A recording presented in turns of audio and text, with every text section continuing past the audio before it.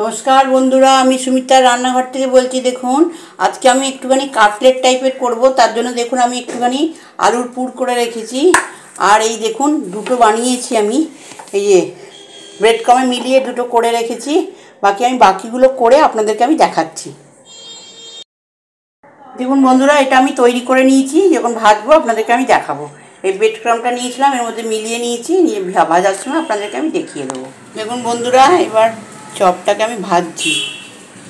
Bread ক্রামে লাগিয়ে নিলাম, একটু বেসনের মধ্যে ডুবিয়েছিলাম সামান্য। এবার এটাকে ভেজে নিচ্ছি আমি।